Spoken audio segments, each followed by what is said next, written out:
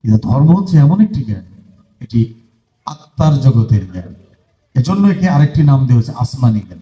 আসমানি জ্ঞান মানে ওই উপরের জ্ঞান নয়, মস্তিষ্ক প্রসূত জ্ঞান, যা মানুষের মধ্যে একটি বিশেষ পর্যায়ে এলহাম ওহী আকারে নাজিল হয়। আমি যে কথাটি এখন মুখে ডেলিভারি দিচ্ছি, এটি স্বয়ংক্রিয়ভাবে আমার মস্তিষ্ক হতে এখানে আসতে বিন্দু পরিমাণ সময় নিচ্ছে না। আমি যা ভাবছি ডেলিভারি হচ্ছে, এটি কিন্তু একটি বিশেষ প্রক্রিয়া। আর যেটি ওহী কালাম এলহাম, সেগুলো আসে বিশেষ পন্থায়, বিশেষ মানুষের জবানিতে। যেমন আমাদের রাসূল হীরাগিরি গুহার মধ্যে ধ্যানমগ্ন অবস্থায় তিনি আল্লাহর কালাম প্রাপ্ত হয়েছেন আমাদের জন্য। আল্লাহর কালাম রাসূল প্রাপ্ত হয়েছেন রাসূলের জন্য নয়, কথাটি বোঝার চেষ্টা করেন। সমাজে প্রচলিত আছে রাসূলি নামাজ পড়েছেন, বলেন এরকম? তো রাসূল যদি নামাজ পড়ে থাকে, তো রাসূল সূরা ফাতিহা পড়লে কি বলে? সূরা ফাতিহা যদি উনি পাঠ করেন, উনি তো নামাজে দাঁড়িয়েছেন, বলতে হয় তাদের পথে আমাকে পরিচালিত করো না যারা বিপদগামী পথভ্রষ্ট। রাসূল কি পথভ্রষ্ট? রাসূল কি বিপদগামী? তাহলে এই সূরা ফাতিহা কি তার জন্য প্রযোজ্য? এটি চিন্তার বিষয়। উনি আমাদের জন্য, আমাদের শিক্ষক, মানব জাতির মহান শিক্ষক, সুমহান শিক্ষক, আমাদের জন্য উনি দাঁড়িয়েছেন। এখন কিছু কিছু লোক বলে উনি তো নামাজ পড়েছেন। উনি নিজেই সেই নামাজের মূল কেন্দ্র। যিনি নামাজ কিনেছেন, যিনি নামাজকে প্রচার করেছেন, যিনি মান যাকে গ্রহণ করলে আমরা হই ইমানদার, তিনি সিরাজুম্মনিরা, যিনি আলোকবর্তিকা, তিনি অখণ্ড আদম থেকে ঈসা পর্যন্ত অনন্ত অখণ্ড কালে চেতন মানুষের মধ্যে সেই রাসূলের পূর্ণ অস্তিত্ব চির বিকাশমান, চির প্রবাহমান। এভাবে যিনি ধর্মকে জানলেন, তিনি যুগে যুগে সকল সময়ে মহাপুরুষকে প্রত্যক্ষ করেন। এটি কোনো বাকির জগৎ না। আমরা যদি বলি যে এখন পৃথিবীতে কোন নবী অলি গাউস কুতুব, এটি আমি কেতাবি ভাবে বলতে পারবো, একাডেমিক ভাবে খাতামান নবীন। কিন্তু আমি যখন নবীর অর্থ করব, গ্রন্থগত ভাবেই করব, শাব্দিক ভাবে করব, তাৎপর্যগত ভাবে করব, আধ্যাত্মিক ভাবে করব, তখন তাকে এই খাতামান নবীন তার অর্থ দ্বারা ভিন্ন। কারণ নবী শব্দের অর্থ কি? নিত্য নতুন সৃষ্টি করেনওয়ালা। তো সৃষ্টি কি ফিক্সড হয়ে গেছে, থেমে গেছে? এখন সৃষ্টি হয় না নাকি? নবীর অনেকগুলো ভাগ বিভাজন আছে। নবী উফাতুন নবী, নবী হায়াতুন নবী, নবী মুরসালিন নবী। তাহলে এই যে সমস্ত নবীদের যে ইমাম, তিনি যদি আড়াল হয়ে থাকে, আমাদের থেকে অ্যাবসেন্ট হয়ে থাকে, তাহলে কি হবে পৃথিবী? সূরা আম্বিয়ার 107 নম্বর আয়াতের মধ্যে তার আগমনকে আমাদেরকে আনন্দ প্রকাশ করার কথা বলেছেন আল্লাহ পাক। এই দেখেন শব্দটির মধ্যেই তো সুন্দর কথা, রহমাতুল্লিল আলামিন। রহমতুল্লিল আলামিন বলে আলম সমূহের, এই জগৎ সমূহের যিনি রহমত। তো রহমত যদি মারা যায়, তাহলে এই জগৎটা টিকবে কিভাবে? ওনার উপাধি তো জগতের রহমত। এতটুক বুঝলেই, এই যে এত মুহাদ্দিস মুফতি মুফাসসির এতটুক বুঝে না যে আড়াল কি, ইন্তেকাল কি, এক কাল থেকে আর এক কালে প্রবেশ। ওফাত তো বলেই নাই। শ্রেষ্ঠ মানুষরা, নবী রাসূল গাউস কুতুব বলিয়া আউলিয়ারা ওফাত হয়। ওফাতের কোনো বিপরীত শব্দ হয় না। মৃত্যুর বিপরীত শব্দ আছে জীবন, এটা কি আরবিতে বলে সাইয়াদ। এবং আল্লাহ পাক বলেছেন, তোমরা প্রজ্ঞার সাথে সাইয়াদকে কিয়ামত কেরাইয়া চলো। কিয়ামত যেন, এই মৃত্যু যেন তোমাদেরকে বরণ করতে না হয়। তাহলে মানুষের জন্য মৃত্যু নেই। কুল্লে নাফসিন জায়গাতুল মউত বলে আমরা রেফারেন্সটা নিই, এই কথাটি সত্য নয়। কুল্লে নাফসিন জায়গাতুল মউত হলো নফসের খাসিয়ত তথা স্বভাবের পরিবর্তন। ছিল সে আম্মারা, আস্তে আস্তে পরিবর্তিত হতে হতে সে মুতমাইন্নায় যাবে। তার কোনো মৃত্যু নাই, পরিবর্তন, বিবর্তন। এখানে মৃত্যু বলতে সুরত বদল। যে ব্যক্তির মৃত্যু হবে, তার হবে সুরত বদল। কোন সুরত? এই আহসান সুরত।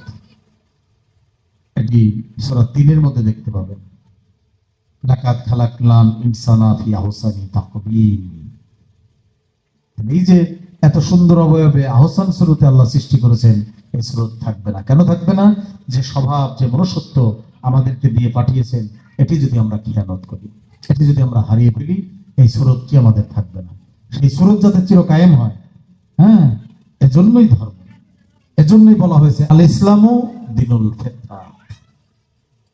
দেখেন পৃথিবী জুড়ে একটি মানুষ বাস করে, সেই মানুষটি হচ্ছে পরিশুদ্ধ অবস্থা। আমরা প্রথম পরিশুদ্ধ অবস্থাকে বলছি আদম। আদম হচ্ছে প্রথম মানব গুরু। আল্লাহ পাক পবিত্র কোরআনুল কারিমে সেই বাবা আদম আলাইহিস সালামকে সেজদার হুকুম দিয়েছে না? আমরা এই বিষয়টি তো সবাই মোটামুটি জানি। এটি দেখবেন বয়াতিরে আলাপ করে, ফাসাসজুদু লিআদামা, তোমরা আদমের জন্য সেজদা করো। এইটাকে কিছু যারা সেজদাকে মানছে না, যারা বাইবল আজাজিল তথা মুকরমের অনুসারী, তারা বলছে হুকুম তো হয়েছে ফেরেশতাদের, মানুষ তো ছিল না।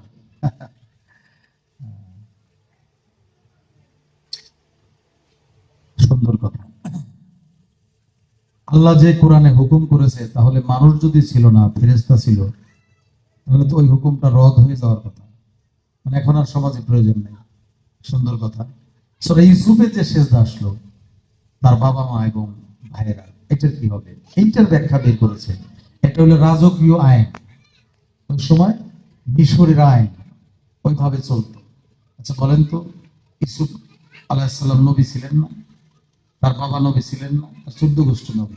একজন নবী কি রাষ্ট্রীয় আইন মেনে একটা অন্যায় স্থাপন করবে? কোনোদিন করবে? তার বাবা মা সেজদা করেছে, তার ভাইয়েরা সেজদা করেছে। যে বেলায়েত নিয়ে, যে অবস্থা নিয়ে স্বপ্নের এই ব্যাখ্যা বা স্বপ্নটা প্রকাশ হওয়ার সাথে সাথেই তো ইউসুফ আলাইহিস সালাম বিপদে পড়েছে। তার বাবা যখন বলেছে, হে ইউসুফ, তুমি এটা কাউকে বলো না, এটা এমন একটা নিদর্শন, একদিন তুমি সত্যিকারে আল্লাহর মনোনীত নবী হবে।